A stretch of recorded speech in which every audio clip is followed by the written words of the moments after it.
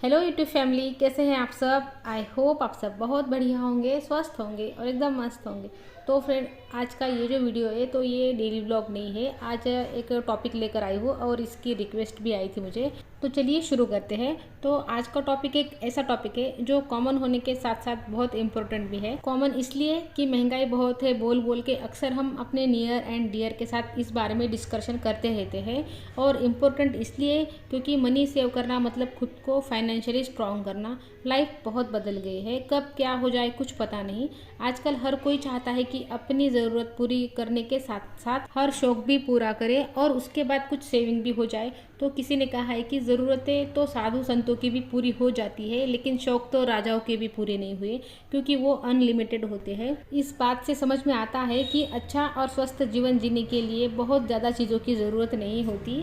Problem तो वहाँ आ जाती है जहाँ हमारी इच्छाओं की कोई सीमा नहीं रहती। हम पैसे को अपने पास लाने के लिए स्ट्रेस बढ़ाते जाते हैं और फिर भी पैसा हमसे दूर होता जाता है, क्योंकि जितनी हमारी इनकम बढ़ती है उतने ही खर्च हम और बढ़ा लेते हैं। इनकम कितनी भी हो जाए, अननेसेसरी शॉपिंग ने पैसे की वैल्यू को ख़त्म कर दिया है। तो आइए जानते हैं कि कहाँ पर हम अननेसेसरी खर्च कर रहे हैं, जो हम बहुत ही आसानी से सेव कर सकते हैं अपनी लाइफ की क्वालिटी को ख़राब किए बिना। तो चलिए अब देख लेते हैं कि ज़रूरतें क्या है और ऐसी कौन सी ज़रूरतें हैं जिनका खर्च फिक्स है और कौन सी ज़रूरतें ऐसी है जिनको थोड़ा सा स्मार्टली मैनेज किया जा सकता है।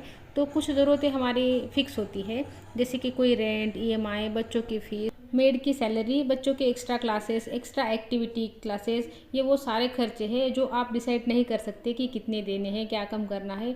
ये सारे फिक्स होते हैं, तो इनमें कुछ सेविंग भी नहीं हो सकती, बल्कि ये जो खर्चे हैं ना सारे साल दर साल बढ़ते ही जाते हैं। पर हाँ, ईएमआई पर कुछ सोच सकते हैं।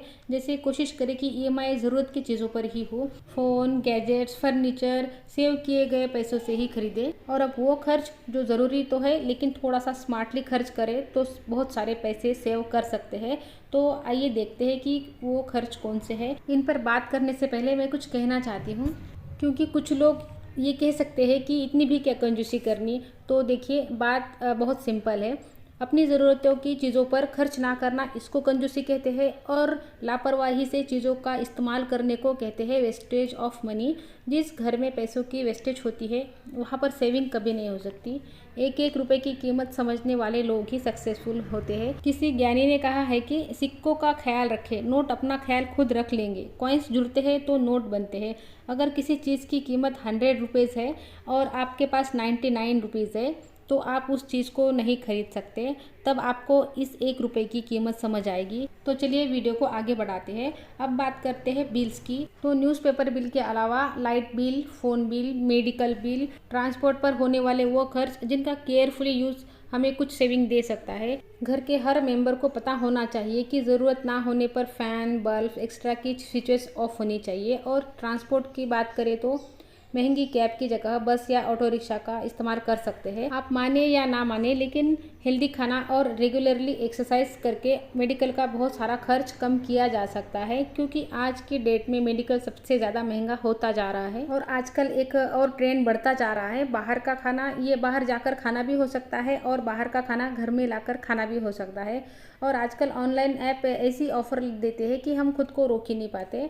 तो हम अगर यहाँ पर थोड़ा सा स्मार्टली खर्च करें तो इसमें भी काफ़ी मनी सेविंग कर सकते हैं। जैसे बार बार बाहर से मंगवाने के बजाय हम घर में ही इंटरेस्टिंग कुछ बनाएं और इंटरेस्टिंग तरीके से बच्चों को सर्व करें, तो बच्चे भी बार बार बाहर से मंगवाने की ज़िद नहीं करेंगे। और घर का खाना बजट फ्रेंडली के साथ साथ हाइजीनिक भी होता है। और अगर बाहर का खाना खाना है तो इसके लिए हम ये कर सकते हैं कि ओकेशनली बाहर का खाना खाएं या मंथ में 1 या 2 बार। बात करेंगे ग्रोसरी की भी, लेकिन उससे पहले उस खर्च के बारे में बात कर लेते हैं जिसमें हम लेडीज़ बहुत आगे हैं। हाँ, सही समझे, शॉपिंग। और उसमें सभी सबसे ज़्यादा महंगे महंगे पार्टी वेयर खरीदना। हम शादियों के लिए, पार्टीज़ के लिए इतने महंगे महंगे आउटफिट खरीदते हैं और 2 से 3 बार से ज़्यादा उसको पहनना पसंद भी नहीं करते। तो महंगे महंगे आउटफिट खरीदने के बजाय हम ये कर सकते हैं कि हम कुछ ऐसे कपड़े खरीदें जो हटके भी हो, जिसमें हम थोड़े अलग लगे। मैं खुद भी ऐसा ही करती हूँ। बहुत ज़्यादा महंगे आउटफिट की जगह मैं कुछ डिफरेंट आउटफिट खरीदती हूँ, जो डिफरेंट के साथ साथ कंफर्टेबल भी हो। तो अच्छा दिखने के लिए ज़रूरी नहीं कि हम महंगे कपड़े ही खरीदें। आप सोच भी नहीं सकते कि हम इसमें कितने पैसे बर्बाद करते हैं। अगर आपको जानना है कि आपका पैसा किधर वेस्ट हो रहा है और किधर यूज़ हो रहा है तो आज से ही लिखना शुरू कर दीजिए। छोटे बड़े सारे खर्चे लिखिए, क्योंकि आप जब तक लिखेंगे नहीं तब तक आपको समझ में नहीं आएगा कि आप कहाँ कहाँ से पैसे बचा सकते हैं। क्योंकि जब तक आपको पता नहीं चलेगा कि आपकी बकेट में कितने छेद है, तो आप बकेट में कितना भी पानी डालो वो खाली की खाली ही रहेगी। तो खर्चों को लिखिए और पता कीजिए कि आप कौन से छेद बंद कर सकते हैं।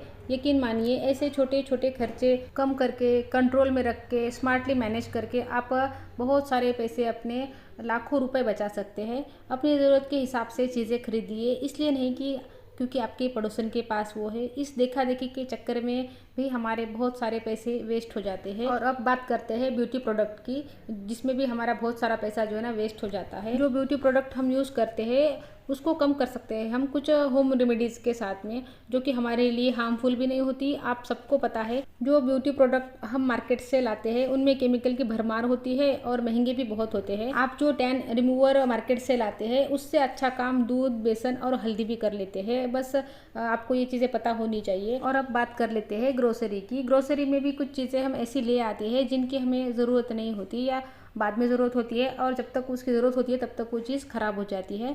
तो ग्रोसरी जब भी लाए ना, तो पहले अच्छी तरह से चेक कर ले किचन में, घर में, कि कौन कौन से आइटम लाने ज़रूरी है और कौन से आइटम ख़त्म हो गए हैं और कौन से आइटम ऐसे हैं जो ख़त्म होने वाले हैं। और सारी ज़रूरत की चीज़ें इकट्ठी ही ले आए, ताकि महीने के बीच में फिर कुछ भी लाना ना पड़े।